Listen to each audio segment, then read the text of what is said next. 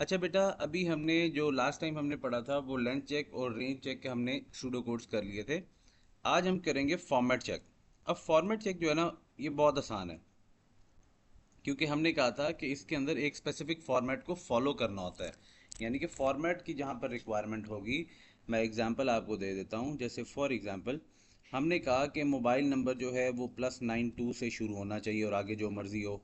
ठीक है, तो ये एक फॉर्मेट बन जाएगा। हमने एग्जांपल में अगर हमने कह दिया कि हमारे पास प्रोडक्ट आईडी हमने इनपुट करना है और वो शुरू होना चाहिए PD से, आगे जो मर्ज़ी हो, तो इट मीन्स ये हमारे पास रिक्वायरमेंट है फॉर्मेट की। जैसे ईमेल इनपुट हम करवाते हैं वो @gmail.com, तो वो एंड पर होता है। ठीक है, तो इसी तरीके से हमने वैल्यूज़ को वैलिडेट करना है। जो हम वैल्यू इनपुट करवाएंगे, हमने इनपुट को वैलिडेट करना है कि वो as per the required format होनी चाहिए। जैसे अभी आप लोगों ने एक क्वेश्चन किया था स्टूडेंट आईडी का, तो हम करवाते हैं स्टूडेंट आईडी और we want to make sure कि student ID must start with SID। अब मैं क्वेश्चन क्या लिखूंगा? हमारा क्वेश्चन हो गया जी, इनपुट स्टूडेंट आईडी। ठीक है, it must start with SID। ठीक है, यानी कि शुरू कहाँ से होना चाहिए? SID के साथ। अब मैंने इसे कैसे वैलिडेट करना है? अभी आप लोगों ने जब किया था तो आपने इसकी स्टूडेंट आईडी की लेंथ को वैलिडेट किया था कि 8 कैरेक्टर्स होने चाहिए। जैसे मैं एग्जांपल दे देता हूँ एक, कि मेरा स्टूडेंट आईडी की ये एक एग्जांपल है 1 2 9 4 5। अब ये देखो, अब इसके टोटल कितने कैरेक्टर्स हैं? 8 हैं। तो इट मीन्स लेंथ चेक तो वैलिडेट कर देगा। अब हमने वैलिडेशन करनी थी कि जब भी यूज़र इनपुट करे स्टूडेंट आईडी, तो उसका स्टूडेंट आईडी हमेशा स्टार्ट होना चाहिए विद SID। तो हम मैं अब इसको कैसे वैलिडेट करूंगा, यानी कि फॉर्मेट चेक को कैसे वैलिडेट करूंगा? मैंने किया input student ID without space. ठीक है, इससे पहले आप लोग प्रॉम्प्ट कर दोगे और उसके बाद मैंने लिख दिया वाइल। जब तक, अब इसके लिए एक फंक्शन होता है वो आप लोगों ने याद रखना है, सब स्ट्रिंग। यानी कि ये देख रहे हो ना, इसके ऊपर कोट्स आ गए, तो it is a string at the moment. तो वाइल सब स्ट्रिंग किसका, किस चीज़ की इनपुट क्या है मेरी? Student ID. सब string of student ID comma 1। अब शुरू में होना चाहिए ना, इसकी क्या पोजीशन है? इसकी पोजीशन 1 है। और ये टोटल कितने करेक्टर्स हैं? 3। तो 1 कॉमा 3। ठीक है, अगर यही स्टार्टिंग की कोई दो करेक्टर्स होते, जैसे मेरे पास +92 था नंबर, उसमें भी 3 करेक्टर बनते, बट अगर मेरे पास शुरू में, जैसे मैंने PD की एग्जांपल थी, तो 2 करेक्टर थे, 1 कॉमा 2 कर देता। अब मैंने लिखा while substring of student ID comma 1 comma 3 is not equal to SID।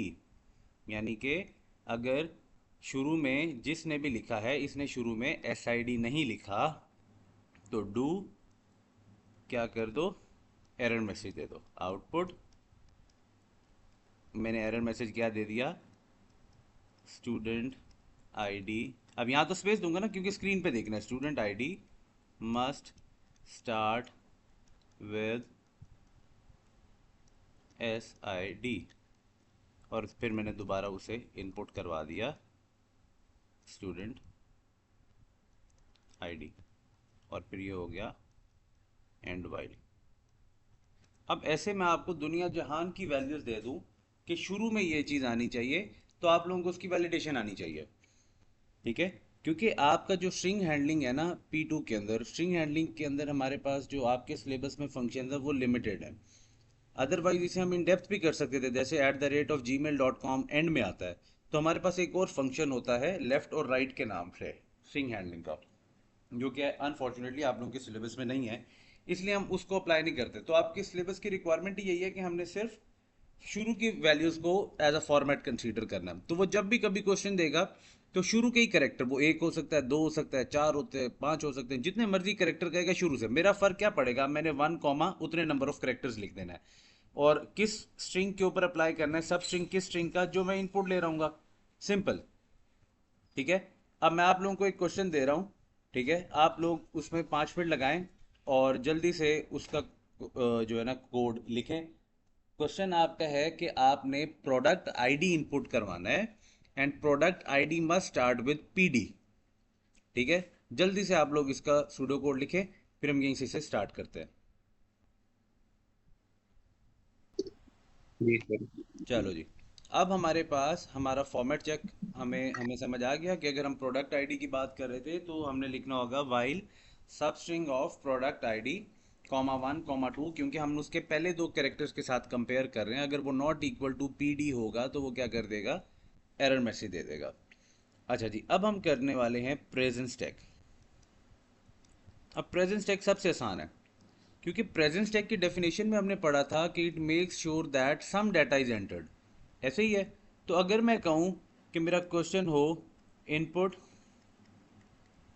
Product ID make sure that it is entered, कि एंटर हुआ है, तो मैंने क्या लिखना है, सेम चीज, इनपुट प्रोडक्ट आईडी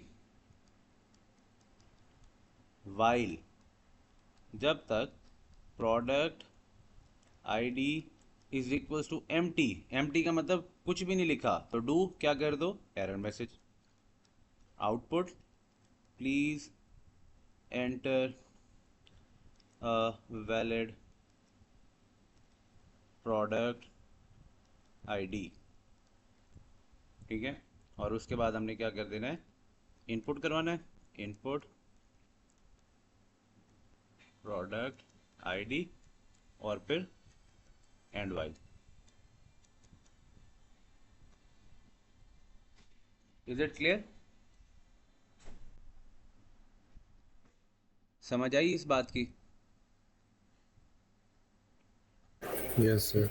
ठीक है। जी सर। तो जब हमने प्रेजेंट स्टैक अप्लाई करना होगा तो हम क्या करते हैं, हमने सिर्फ मेक श्योर करना है कि अगर वो इक्वल टू एम्प्टी है तो बार बार इनपुट लेते रहो। प्रेजेंट स्टैक हो गया, फॉर्मेट चेक हो गया, लेंथ चेक हो गया, रेंज चेक हो गया। अब ये अगर कलेक्टिवली कहीं भी अप्लाई करने हो तो हमारे लिए कितने आसान हो जाएंगे। ठीक है। अब इसके बाद हमारे फाइनल रह जाता है टाइप चेक। अब टाइप चेक, क्योंकि मैंने आपको जिस तरीके से बताया था कि ये इंटीजर या फिर रियल वैल्यू के लिए अप्लाई होता है, यूज होता है, तो हम इसे कैसे करते हैं। फॉर एग्जांपल, मेरा क्वेश्चन है इनपुट एज, ठीक है, make sure that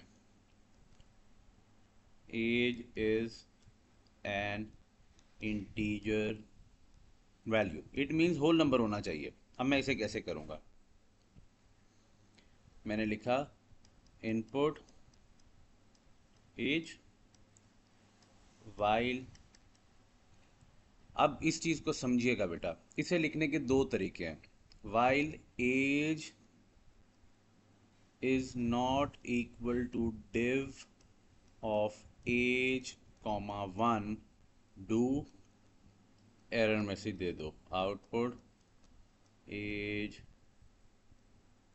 must be an integer value.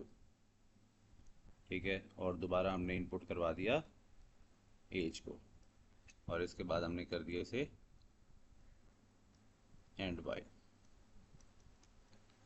अब ये लॉजिक आप लोग कहेंगे कि सर ये कैसे पता चलेगा कि ये एक इंटीजर वैल्यू है। अब एज्यूम करो अगर मैंने 7 इनपुट कर दिया, ठीक है, तो 7 डिव 1, 7 को डिवाइड बाय 1 करो तो 1 7 जार 7 आता है, रिमाइंडर 0। तो डिव मुझे क्या वैल्यू दे रहा है, 7। तो 7 इज इक्वलेंट टू 7, तो ये एरर नहीं देगा। अगर मैंने एंटर किया होता 7.5 एज एन एज, और मैं जब 7.5 को डिव 1 करूंगा तो 1 7 जार 7, माइनस किया तो 0.5 रिमाइंडर आ गया, तो मेरे पास डिव क्या देगा, 7। तो 7.5 इज नॉट इक्वलेंट टू 7, लिहाजा इट मीन्स कि आपने एक इंटीजर वैल्यू एंटर नहीं की, तो वो आपको एरर दे देगा। Is this thing clear? इसमें किसी को कोई कंफ्यूजन हो इस लॉजिक में?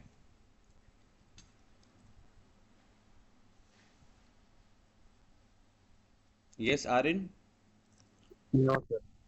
No sir. Shuja, Mustafa, Hanan. No sir. चलो, अब सर ये, मुझे एक दफ़ा फिर से समझा दें। हाँ देखो बेटा, क्वेश्चन हमारा था कि हमने एज इनपुट करवानी थी and we had to make sure कि एज जो है वो एक इंटीजर वैल्यू हो, यानी कि होल नंबर हो। हमने इनपुट कराई एज।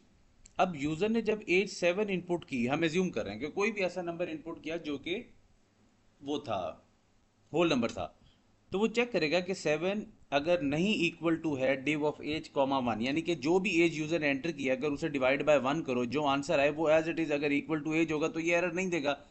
अगर वो एज के इक्वलेंट नहीं होगा तो वो ये एरर दे देगा।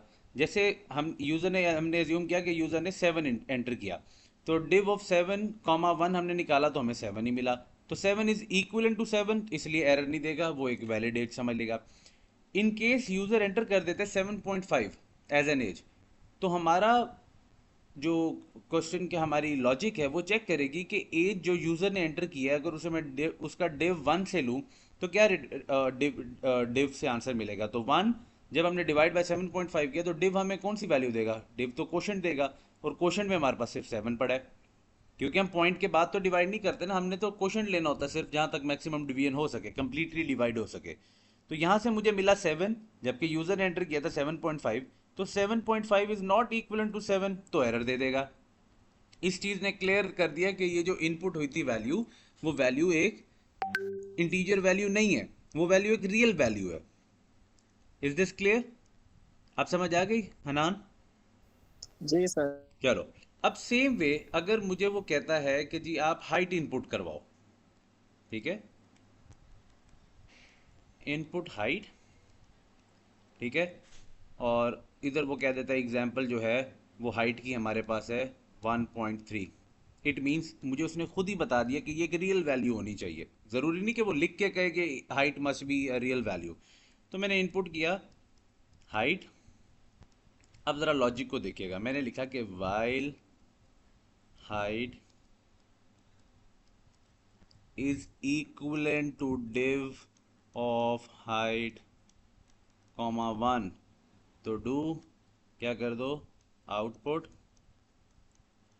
यहाँ मैं लिख रहा हूँ एरर मैसेज, इट मीन्स हमने खुद कुछ ना कुछ इसमें लिखना होगा, तो मैं जल्दी में बस एरर मैसेज लिख रहा हूँ, इनपुट हाइट, और उसके बाद हमने इसे कर दिया एंड वाइल। अब इसकी लॉजिक को, यानी कि हमने कोड तो लिख लिया, अब हमने टेस्ट करना है कि वेदर आर कोड वर्क्स और नॉट, तो हमने टेस्ट डाटा लेना है। जैसे पहला टेस्ट डाटा उसने खुद 1.3 दे दिया। अब एज्यूम करो कि यूज़र ने इनपुट किया 1.3, तो 1.3 को जब मैंने डिव किया 1 से, और यहाँ मैंने लॉजिक क्या कर दिया, इक्वल टू, तो 1 से मुझे क्या आंसर मिला, 1 1 जार 1, माइनस किया तो 0.3, तो डिव मुझे आंसर देगा 1, तो 1.3 इज नॉट इक्वल टू 1, तो ये फ़ौरन वो दे देगा, अपना एरर नहीं देगा।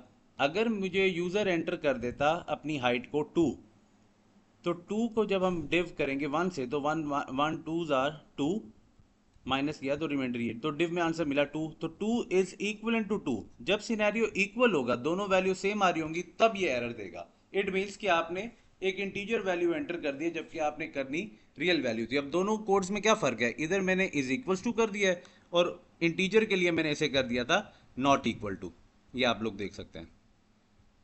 Is this clear? ये कॉन्सेप्ट समझ आ गया? और कोई फ़र्क नहीं है दोनों में, इंटीजर के लिए नॉट इक्वल टू और रियल के लिए इक्वल टू। अब एक तरीका डिव है, अगर आप डिव नहीं करते आप इसकी जगह कर सकते थे कि if height is equals to round of height comma 0, तो एक कोई इंटीजर नंबर है, क्योंकि राउंड क्या करता है, राउंड उसको राउंड ऑफ करके होल नंबर में उसकी वैल्यू दे देता है। तो अब मल्टीपल इसके वेज हैं, तो डिव वाला एक इजी वे है जो आप लोगों को याद रह जाएगा। आप लोग डिव सिर्फ याद कर लें कि अगर मैंने इंटीजर वैल्यू लेनी होगी तो नॉट इक्वल टू की लॉजिक होगी वैलिडेशन में, और अगर मुझे रियल वैल्यू इनपुट करानी होगी तो मेरी वैलिडेशन में नॉट इक्वल टू की जगह लॉजिक क्या होगी, इज इक्वल्स टू की।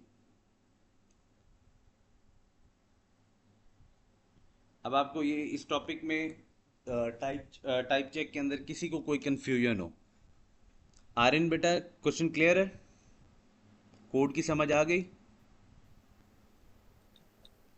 जी सर। जी हनान, मुस्तफ़ा, शुजा, एनी कंफ्यूजन? जी सर, क्लियर है।